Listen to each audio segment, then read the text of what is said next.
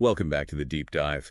This week we're cutting right through the noise of the AFCon 2025 quarterfinals. And what a weekend of football it was. Just incredible high-stakes drama last Friday. Absolutely. So our mission today is to really analyze how the hosts, Morocco, and the defending champs, Senegal, got their spots in the semifinals. And specifically how they did it, because they both faced, very different kinds of adversity to get there. It was a fascinating study in pressure. Okay, so let's start with what everyone's calling the Battle of the Giants in Rabat. Morocco, 2-0, Cameroon. This was huge for Morocco, just monumental. Their first semifinal since 2004. But the big story, the really big one, is that they finally beat Cameroon. They're a bogey team. And for anyone who doesn't know, a bogey team is like a curse. It's that one side you just always struggle against no matter what. Exactly. So this wasn't just a 2-0 scoreline in front of a sold-out home crowd. No, this was shattering a massive psychological barrier for them. And of course, their star man, Brahim Diaz, he opened the scoring in the 26th minute. But here's the crazy part. With that goal, he became only the second player in AFCON history to score in 5 straight matches. Wow, the second ever.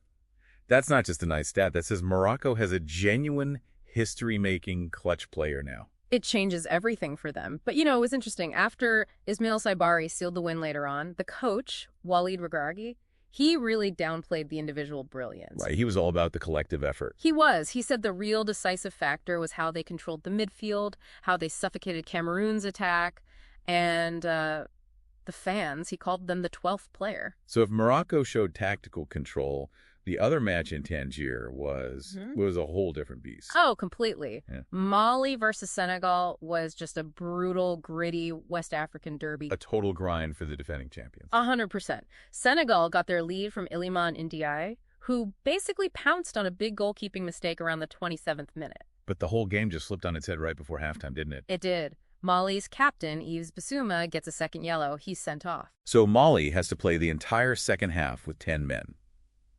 And a lot of teams would just collapse there. But they didn't. They showed incredible resilience, which raises the question, right?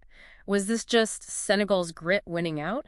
Or did they just run out of steam? It's a fair question. They created chances. They did, but Senegal showed that championship mentality. They had to adapt. They formed this tight defensive block, and you just have to credit their keeper, Edouard Mendy, the veteran.